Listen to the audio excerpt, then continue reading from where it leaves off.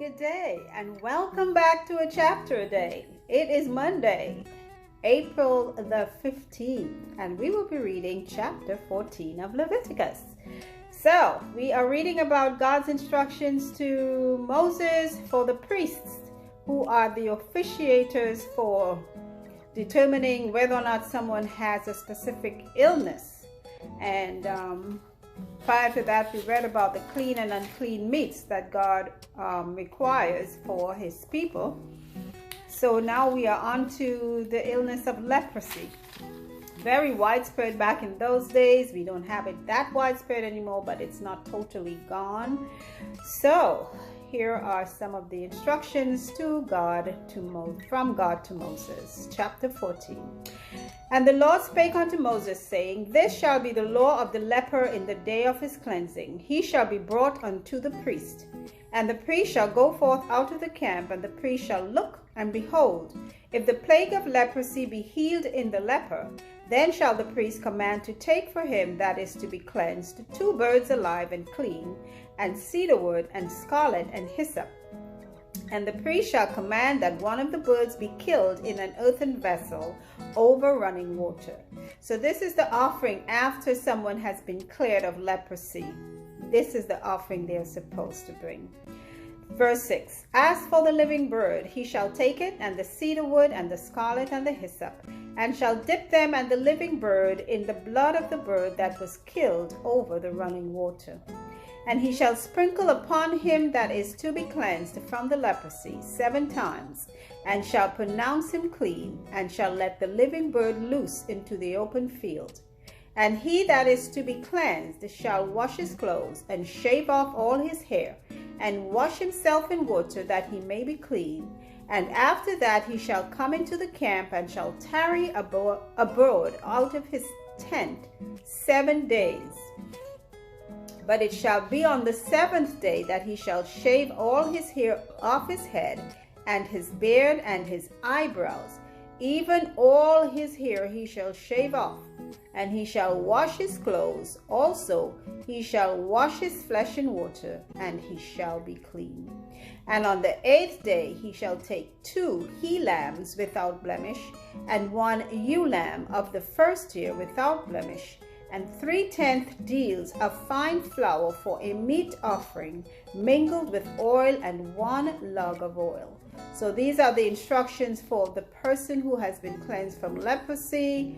He's to wash himself. I don't know how many times we have read already God's instructions. That's why that saying, cleanliness is next to godliness, was coined. It's not really written explicitly in the Bible, but implicitly, if you read through these chapters of God's instructions to the people, there had to be cleanliness. So the person who has been cleared of leprosy must wash himself, wash his clothes, and shave his hair wherever. All his beard, all his hair must be shaved off, his eyebrows even, to have him, just his skin, to be checked and cleared for any, make sure that he is just totally clean of everything that had to do with the leprosy. And then he's to bring an offering on the 8th day. So it's always, again, 7 days is allotted for quarantine. And I see the Bible is, that's it. This is God's word, and I would go with God any day. 7 days is for quarantine. Verse 11. And the priest that maketh him clean shall present the man that is to be made clean, and those things before the Lord at the door of the tabernacle of the congregation. And the priest shall take 1 he-lamb, and offer him for a trespass offering, and the log of oil, and wave them for a wave offering before the Lord. And he shall slay the lamb in the place where he shall kill the sin offering, and the burnt offering in the holy place. For as the sin offering is the priest's, so is the trespass offering. It is most holy.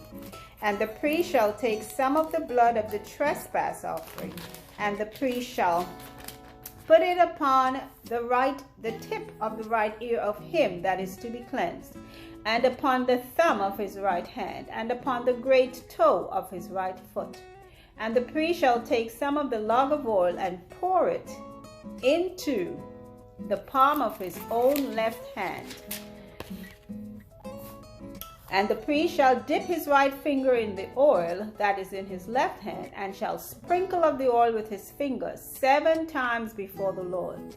And of the rest of the oil that is in his hand shall the priest put upon the tip of the right ear of him that is to be cleansed, and upon the thumb of his right hand, and upon the great toe of his right foot, upon the blood of the trespass offering. And the remnant of the oil that is in the priest's hand he shall pour upon the head of him that is to be cleansed, and the priest shall make an atonement for him before the Lord. And the priest shall offer the sin offering and make an atonement for him that is to be cleansed from his uncleanness. And afterward he shall kill the burnt offering. And the priest shall offer the burnt offering and the meat offering upon the altar. And the priest shall make an atonement for him, and he shall be clean. Wow. So there is a specific offering and a sacrifice and a ceremony that is to be done for the cleansed leper. And I'm sure after Jesus was on the earth, the priests had quite a job, because I'm sure there were many cleansed lepers coming to them for clarification and for offerings and things like that. So, moving right along, verse 21. And if he be poor, and cannot get so much, then he shall take 1 lamb for a trespass offering to be waived, to make an atonement for him, and 1/10 deal of fine flour mingled with oil for a meat offering, and a log of oil. I'm not sure how much a log is, but it's a measurement. And 2 turtle doves or 2 young pigeons, such as he is able to get, and the one shall be a sin offering, and the other a burnt offering. And he shall bring them on the 8th day for his cleansing unto the priest, unto the door of the tabernacle of the congregation before the Lord. And the priest shall take the lamb of the trespass offering and the log of oil, and the priest shall wave them for a wave offering before the Lord. And he shall kill the lamb of the trespass offering, and put it upon the tip of the right ear of him that is to be cleansed, and upon the thumb of his right hand, and upon the great toe of his right foot. And the priest shall pour of the oil into the palm of his own left hand, and the priest shall sprinkle with his right finger some of the oil that is in his left hand 7 times before the Lord. And the priest shall put of the oil that is in his hand upon the tip of the right ear of him that is to be cleansed, and upon the thumb of his right hand, and upon the great toe of his right foot, upon the place of the blood of the trespass offering. And the rest of the oil that is in the priest's hand he shall put upon the head of him that is to be cleansed, to make an atonement for him before the Lord. And he shall offer the one of the turtle doves or of the young pigeons, such as he can get. So I would say this, the King James Version does a lot of repetition. We will read the same thing, and for every time that they mention how it's to be done, they are going to repeat the entire procedure from beginning to end. So it sounds so redundant that sometimes I think that's why people don't like reading the King James Version. It's very repetitive, but it's all there. That means you definitely can't say you didn't read it or you didn't know. So if they couldn't bring 2 lambs for an offering, then they had to bring 2 pigeons or turtle doves, and the priest would go through the same ritual as if, I don't want to say ritual, the same procedure as previous sacrifices, because it was a bird and not a ram or cattle or something like that. So they always considered the poorer people, the ones who didn't have cattle and sheep and all that sort of stuff. Okay, verse 31. Even such is as he is able to get, the one for a sin offering and the one for a burnt offering with the meat offering. And the priest shall make an atonement for him that is to be cleansed before the Lord. This is the law of him in whom is the plague of leprosy, whose hand is not able to get that which pertaineth to his cleansing. And the Lord spake unto Moses and unto Aaron, saying, When you be come into the land of Canaan, which I give to you for possession, and I put the plague of leprosy in a house of the land of your possession, And he that owneth the house shall come and tell the priest, saying, It seemeth to me there is as it were a plague in the house. Then the priest shall command that they empty the house before the priest go into it to see the plague, that all that is in the house be not made unclean. And afterward the priest shall go in to see the house. And he shall look on the plague, and behold, if the plague be in the walls of the house with hollow strakes, greenish or reddish, which in sight are lower than the wall, then the priest shall go out of the house to the door of the house, and shut up the house 7 days. And the priest shall come again the 7th day, and shall look, and behold, if the plague be spread in the walls of the house, then the priest shall command that they take away the stones in which the plague is, and they shall cast them into an unclean place without the city. Now, I'm going to say this.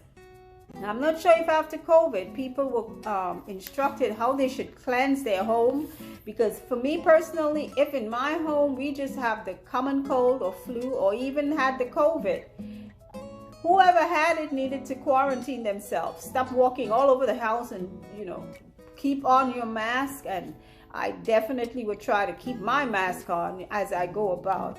But I would be spraying Lysol and cleaning that sheet, pillows, whatever it is that person lies on will be changed at the end of each week and washed. And the person needs to be isolated. Now, not just the person and the linens, but the house. I don't know if people understand. The walls of your home can seep in things, and diseases, I believe, could be one of them. I never really knew about leprosy in a house till I read this.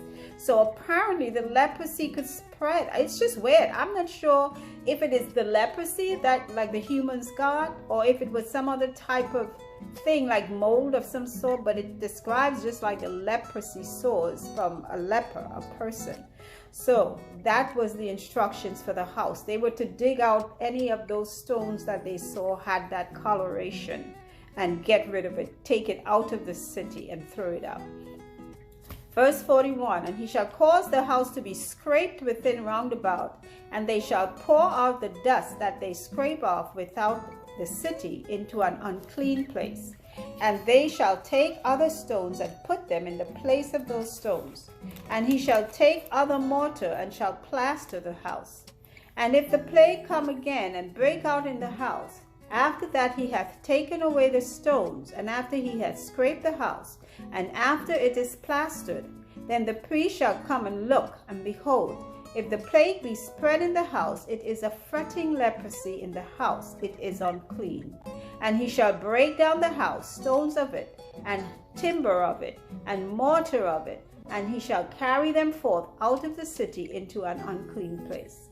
Moreover, he that goeth into the house all the while that is shut up shall be unclean until the evening. So if it's found that it really is a plague, and they cleaned away that portion that they saw the plague in, took it out of the city, and it seems like it came back, then they knew they had to break the whole house down, everything, wood and mortar, and take it out of the city and throw it away in an unclean place. Verse 46, moreover, he that goeth into the house all the while that it is shut up shall be unclean until the even. And he that lieth in the house shall wash his clothes, and he that eateth in the house shall wash his clothes. And if the priest shall come in and look upon it, and behold, the plague has not spread in the house after the house was plastered, then the priest shall pronounce the house clean, because the plague is healed. And he shall take to cleanse the house 2 birds, and cedar wood, and scarlet, and hyssop.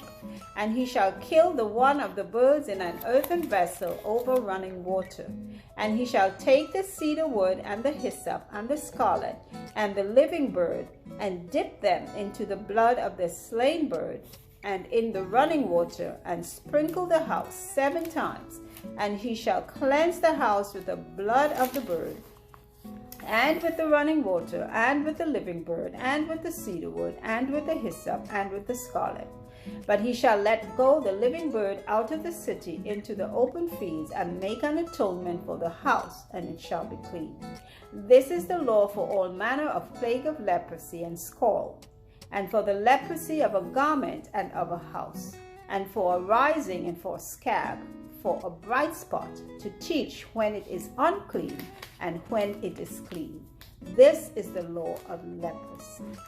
And that's the end of the reading of chapter 14. So what we've heard is God's instructions to the children of Israel to go to the priest, first to check for themselves if they are sick, and then if they have been healed of the leprosy, then they go back to the priest. He's checked again. The priest gives them 7 days trial to make sure this is really a cure. And then they have a certain procedure on the 8th day to bring an offering. And everything must be shaven. All the hair on their bodies must be shaven. And then the priest will announce them clean, and the offering is taken. If it is a bird or a ram or whatever it might be, they will go through the whole ceremony just as if they're giving a sin offering or a peace offering. And it's the same procedure if your garments are messy, or they see that the plague may have spread to your clothing, or if this plague has spread to your house. Everything has to be clean, and it's always a 7-day period for cleansing. I am going to stick to that. The next time I or anyone in my house gets sick, they're quarantining for 7 days. I'm so serious. And had I read this around the COVID time, and I know a couple of times people in my house, including me, got sick, whether we knew it was COVID or not, it should have been a 7-day. I think it was 5 days they were giving. If I remember, for my students at school, they had 5 days to stay home, and then that may be why people kept breaking out with the illness, because it wasn't long enough. 7 days is what you're supposed to be quarantined. Then you come out on the 8th day and be checked. So that's going to be my motto from henceforth. I'm so serious. So that was very interesting, and I'm sure this was helpful to the children of Israel. Remember, you didn't have any general hospitals or any kind of doctors to call. It was all through God's instructions to the priest. What better way to get you instructions? I wish God could just hand us down some information sometimes, like when we're going through all these rough times and we don't even know what to do, running back and forth and getting vaccines that make you more sick and all kinds of crazy stuff. I wish God could just tell us, hey, you know what, how about you all just set yourselves aside, wash up your clothes, clean up your house, all that good stuff, and then maybe see what will happen. Because you're just going away and leaving all. And I think in Hawaii, when I was there, I think people were covering down if they heard someone, and I think this was the early stages, people would cover down their furniture, cover down everything to keep it from spreading. I don't know where they got that from, but I'm sure it's something that was passed down through decades, centuries, and that was a wise thing to do. Close up your the things that are exposed, and the people that are exposed have to clean themselves too, not just the sick person, but the people around. You have to clean yourself. You had people just coming out of homes where people got sick, and they, there was no difference. They just came, and with them on their clothing, people would be surprised. I mean, clothing carries germs too. Your furniture carries germs. Your house carries germs. You got to clean up.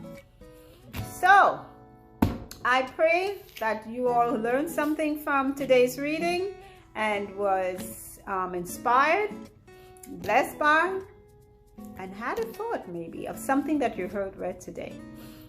Remember, faith comes by hearing God's word. So until our next reading, you all have a great rest of your day. Bye.